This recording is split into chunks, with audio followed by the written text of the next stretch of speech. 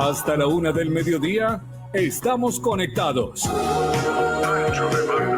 Ancho de banda por LU20.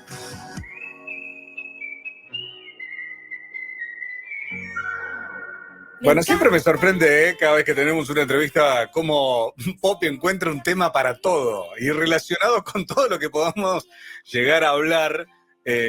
Y bueno, y en este caso tiene que ver con la lectura, lógicamente, lo sigue con los libros. En realidad hace un tiempo que venimos siguiendo distintas noticias que tienen que ver con la educación, en este caso con los adolescentes, con estudios PISA, con los informes PISA reconocidos, obviamente. Vieron que cada tanto sale alguna noticia medio de cómo está Argentina en matemática y demás, pero hay un informe que elaboró la OCDE hace un tiempo atrás también, y que en Argentina este año ha tenido como repercusión esto de leerle a los chicos, invitar a leer a los chicos, pero lo que mostraba era que hay un rendimiento mayor y mejor de leer en papel, Romy, antes que leer en pantalla. En esto que estamos tan acostumbrados. Entonces dijimos, che, vamos a buscar a alguien que nos pueda dar una mano en esto, que nos pueda explicar un poco de qué se trata o de lo difícil que puede ser en estos tiempos que corren, hoy que los chicos, e incluso nosotros mismos, leamos un poco más en papel que en la pantalla. Y por eso está con nosotros, ella es licenciada, profesora en Ciencias de la Educación, es Patricia Idea, que le vamos a dar el buen día y por supuesto agradecerle. ¿Cómo estás, Patricia? ¿Todo bien? Hola, buen día, Pablo, buen día, Romina. Sí, todo bien, un placer estar esta mañana compartiendo. Bueno, primero que nada, gracias por levantarte un sábado temprano a la mañana, sí, para atendernos a nosotros. Uno se puede levantar para hacer un montón de cosas, pero para echarle algo en la radio es bastante más complicado. Y la veía Patricia que se reía cuando escuchaba también el tema elegido por Poppy para arrancar. Está difícil el tema de la lectura, ¿no, Patricia? Bueno, sí, es un tema complicado, sobre todo escuchaba el tema y me reía porque, bueno, leí la nota que me compartías, y la cuestión de la lectura, que es una cuestión que, bueno, yo me dedico en el ámbito académico a trabajar con los estudiantes de los primeros años, los ingresantes, y acompañar sus trayectorias en esta cuestión de cómo cada vez más cuesta la atención y la concentración. Entonces, cuando yo leía el informe de la OCDE, y en esta evaluación o estas conclusiones a las que llegan, lo primero que me hace pensar es, bueno, papel versus material digital, primero tenemos que pensar más allá del recurso, si es papel o es algo más de celular o la computadora, es cuál es el objetivo que nosotros tenemos, ¿no? Es decir, siempre lo pienso en términos pedagógicos y de formación. Para la lectura nosotros necesitamos tener algunas habilidades y capacidades, ¿sí? Poder atender a eso. Entonces, en la actividad de la lectura, entender qué capacidades, qué habilidades, qué competencias ponemos en juego. Y ahí ese es el punto central, me parece, porque más allá del recurso, digamos, si es digital o es escrito, la cuestión es si estamos poniendo las habilidades y las competencias que necesitamos. Es decir, en el informe que ustedes me compartían, que son las conclusiones de la OCDE, se habla de que el recurso digital, por ejemplo, es más distractor porque todo el tiempo estamos recibiendo información y como inmediatez, ¿no es cierto? En cambio, en el papel o en el recurso escrito hay otra cuestión que requiere, bueno, una atención y una concentración mayor. Todas esas habilidades se trabajan. Es decir, que yo por ahí coincidía un poquito más con la postura de Fernández Enguita, que en el ámbito académico es un sociólogo de la Universidad de Madrid, bastante leído por nosotros los pedagogos.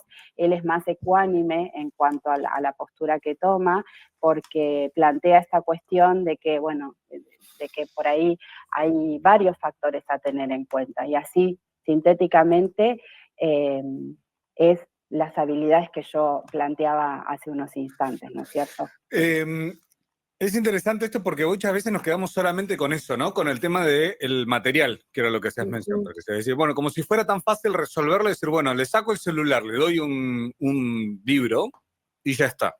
Ujú. Tiempo atrás hablaba con un amigo que decía que, bueno, para que su hijo más chico, el peque apenas, no se entretuviera con la pantalla, él cuando tenía que trabajar en la casa, escondía el celular atrás de un libro, es decir, estaba con un libro abierto y usaba el celular, por recomendación también de una pediatra para decir, mirá, porque si te ve con el celular va a querer eso mismo que tú. Y así es una forma de incentivarlo. Pero nos pasa también a nosotros, que no somos nativos digitales, que es un término que acuñaron los pedagogos hace mucho ya, que somos inmigrantes, que también nos cuesta leer en libro, en papel, porque nos cuesta desconectarnos también. O sea, se menciona esto de que es distractor, pero en términos de de la actualidad en la que vivimos, todo el tiempo un mensajito de WhatsApp te saca de... Y hacer el proceso de ponernos a leer, a prestar atención pura y exclusivamente en el libro, también es complicado. Pero se trabaja, se puede trabajar, que es lo que Ajá. yo trabajo en el aula con mis estudiantes de la universidad. A ellos les cuesta mucho, porque vos hacías mención a esto de término de nativos digitales, les cuesta mucho porque crecieron básicamente Claro. y bueno, tuvimos en medio una pandemia que nos obligó a estar virtuales todo el tiempo y por lo tanto acceder a recursos virtuales que quizás antes no habíamos prestado tanta atención. Entonces, con mis estudiantes de los últimos años, sobre todo, me doy cuenta que esto es una habilidad que se puede trabajar. En la universidad nosotros tenemos que leer mucho texto, mucho. Total. Es aburrido, bueno, pero entonces yo les hago esta relación, tomo en cuenta lo de tu amigo, hago esta relación que también cuando un niño entra al jardín de infantes por primera vez, ¿no? ¿Qué hace? Recorre el aula, mira, busca, saca, va a las mesitas, abre la canilla, saca los juguetes, es decir, recorre el espacio que tiene. Bueno, lo mismo sucede con la lectura de un texto. Cuando nosotros tenemos un texto, que en la universidad son de muchas hojas, yo les digo, mírenlo, primero, recórranlo, vean si tienen subtítulos, cuadros, esquemas, ¿sí? Entonces después vean las palabras claves.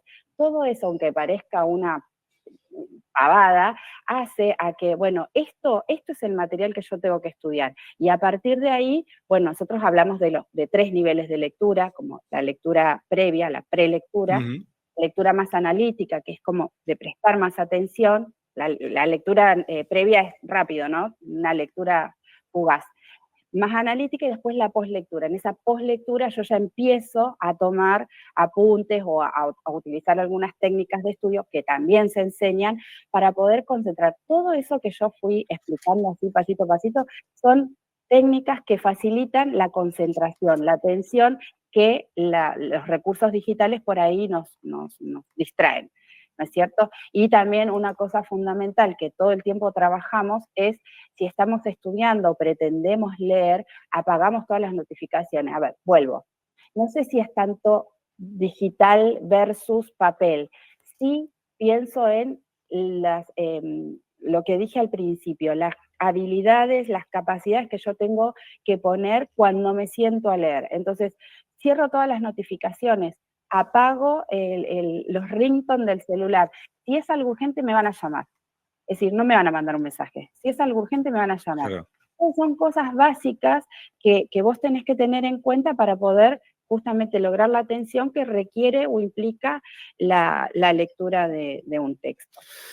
Dentro de la campaña nacional de la alfabetización, obviamente, y lo que mencionábamos también de Argentinos por la Educación, esto, que entiendan lo que lean, es el hashtag que hace poco se ha hecho también, y que se le puede leer cualquier cosa, digamos. Y creo que ahí radica también en estos términos de lo que nos llama la atención y lo que nos engancha.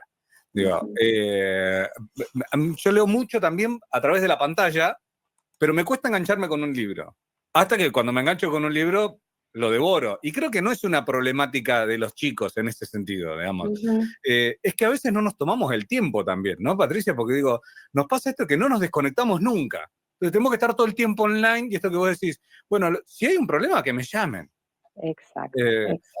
Es como si uno fuera un bombero a las 24 horas para incendios inexistentes. Casi me pongo metafórico, perdón, pero...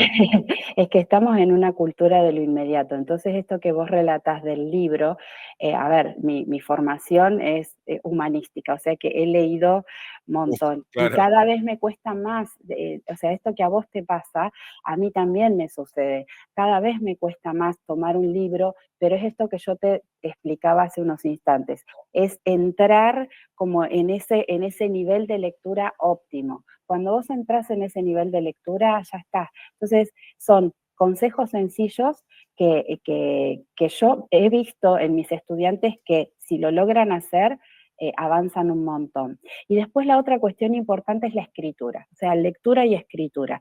Por eso yo arrancaba diciendo papel versus digital, cuál es el objetivo, y otra cuestión que me gustaría que quede así como el objetivo es aprender. ¿Nosotros para qué leemos? Para aprender. Entonces, lectura y escritura. La lectura es epistémica, ¿sí? Los estudiantes creen que escriben para saber, ¿sí? Y nosotros los docentes en realidad solemos pedir que los estudiantes pedir que escriban para saber que no es lo mismo, ¿sí? Que empiecen a escribir, aunque no sepan, ¿sí? Porque, bueno, hay un autor que dice que la escritura, que uno escribe en el límite del saber. Entonces, yo cuando empiezo a escribir, me doy cuenta de más cosas porque empiezo a elaborar una respuesta, entonces me voy dando cuenta de más cosas y voy poniendo sobre el tapete qué es lo que me falta, pudiendo ejemplificar, que son todas las capacidades que tenemos, ejemplificar, explicar, inferir, resumir, son todas competencias o capacidades que se van desarrollando. Entonces, lectura y escritura. Yo esto lo trabajo todo el tiempo, es el secreto para aprender. ¿Nosotros para qué leemos? Para aprender. Entonces, escritura y lectura, dos cuestiones fundamentales y que deberían ir concatenadas cuando estamos pensando en el aprendizaje. Patricia, perdón, sí. Que te interrumpa ahí. Con esto de la escritura, yo tengo 2 hijos, uno que tiene 12 y el otro que tiene 10. Cuando yo me siento con ellos a enseñarles algo o a ponerle, me dicen, mamá, tengo que estudiar tal cosa, me siento con ellos, mi forma es la que decís vos, escritura, resumen, hagamos un resumen, después lo leemos. Y ellos me dicen, pero ¿sabés lo que podemos hacer? Vos haces el resumen, yo lo leo y me grabás, me dicen. Me grabás y yo después lo vuelvo a ver y ya lo aprendo, mamá, de ahí, del celular. Entonces es como un poco este choque también, como decíamos, tiene que ver con algo cultural y al mismo tiempo no tiene que ver con algo cultural, pero dice, a mí me queda más si yo lo veo, mamá, si yo lo puedo ver, pero no, los intento también llevar a esto y después me agradecen, dicen, mamá, ¿sabés qué? Con el resumen que me hiciste hacer, me fue mejor que, no sé, ellos por ahí es el tema esto de la comparación, pero me fue mejor y mis compañeros entendieron mejor lo que quise decir. Así que está bueno esto también. Sí, bueno, en esto que vos decís, Romina, mira, genial, porque además uno va aprendiendo con sus estudiantes y esto de la cultura digital. Yo tengo casi 50 años y vengo del campo de la lectura en papel, como les decía antes, pero voy aprendiendo con las jóvenes generaciones. Y esto que te plantea tu hijo de grabarte o de grabarse, bueno, yo lo empecé a implementar hace unos años, porque nosotros somos distintos tipos de estudiantes. No podemos decir, bueno, esto es mejor y defenestrar lo otro. No, claro. Tenemos que ir aprendiendo que cada uno de nosotros aprende diferente, ¿sí? Así como sentimos diferente, como hay cosas que estéticamente a algunos les gusta y a otros no. Entonces, aprender también es un momento que nos tenemos que regalar. Y yo les digo a los estudiantes, fíjense con qué se sienten cómodos. Hay algunos estudiantes que aprenden más desde lo visual, un esquema, un mapa, palabras claves. Hay otros estudiantes que son más auditivos, es decir, que les gusta o aprenden más cuando escuchan que otro les lee. Otros es una combinación, pero siempre la escritura y la lectura, obviamente, yo vuelvo ahí, más allá de que después el recurso final sea el mapa, el esquema, el audio, siempre primero, son como distintos pasos, ¿no? Primero la lectura, la escritura y bueno, todo esto, que tiene que ver con lo que decía antes, con la metáfora del nene que entra a la sala de jardines. Yo no puedo aprender algo que así en líneas generales no puedo visualizar previamente, ¿no? Sí. Claro, en estas épocas de tanta tangibilidad visual, claro, es interesante eso de pensarlo. Pero justo entre otras de las noticias que uno encuentra o referidas al tema, en el municipio de Álvaro Obregón, en México, es noticia hace un par de días, nada más, esto es una noticia del jueves, miércoles, jueves, donde se implementó un programa que convierte la lectura en el juego para que los chicos lean más. Entonces, se llamaba Leer en Vivo y se grababan. Romy, ¿hacían esto mismo que te pedían los hijos? ¿O es lo que dice Patricia que está haciendo hace un par de años? Digo, mirá cómo marca punta también, uno a veces sin saberlo. Ujú. Juegan como streamers leyendo para ser guía de otros. Y a partir de eso empieza la lectura también. Y en esto de la lectura, así como decías de Patricia de la escritura, la lectura en voz alta también ha jugado en nuestras generaciones un rol de decir, bueno, a ver si entendés lo que estás leyendo, si interpretás lo que estás leyendo, dónde va una pausa, una inflexión, algo. Que también en casa esto, digamos, a nosotros, a los que son padres, nos cuesta también, o tíos o demás, familiares más grandes de chicos, nos cuesta entrar en ese juego de decir, bueno, vamos a jugar un ratito a leer. Entonces, Ujú. uno lee en una forma monocorde en la cual no necesitas un locutor profesional, digo, simplemente jugar un poco, porque Ujú. así la lectura se vuelve entretenida. Y Sí. para uno que lee y para el que escucha mucho más también. Sí, igual a veces me han dicho en la universidad, a mí nunca, profe, a los 5 años me leyeron un cuento. Bueno, igual podemos recuperar. O sea, yo trato siempre de Claro. que no, o sea, todo se puede aprender. Y es más difícil quizás porque durante los primeros años, escuchaba a Romina recién, durante los primeros años es cuando nosotros marcamos algunos hábitos, disciplina, que para los chicos después son herramientas fundamentales, pero eso se puede entrenar. Es decir, llegamos a la universidad, no tenemos los hábitos, no tenemos la disciplina, yo con esto no puedo, sí podés, es entrenar. Así como empezamos a ir al gimnasio a los 50 años y capaz nunca lo hicimos antes, bueno, esto también se entrena. El cerebro es un músculo y se entrena, ¿no? Tenemos que ver con cuál ejercicio nos sentimos más cómodos. Y ahí está el poder entender y empezar a conocernos a nosotros mismos como aprendices, Ujú. ¿sí? ¿Qué me resulta a mí más cómodo? Que me lean, leer, hacer un mapa, hacer un esquema, grabarme en un audio y después escucharme. Hay que entrar en la cultura del aprendizaje. Sí, creo Por que eso, igual, Patricia, cambió nuestra manera de habitar los lugares donde vamos socialmente. Ponerle la escuela, cambió también cómo la habitan los chicos a cómo la habitábamos, no sé, nosotros. Yo llego al trabajo y lo primero que hago ahora es sacar una computadora, no saco ya un papel o un libro para sentarme al trabajo. Entonces, creo que también el entorno en el que habitamos también cambió la forma en la que nos posicionamos nosotros ante eso, ¿no?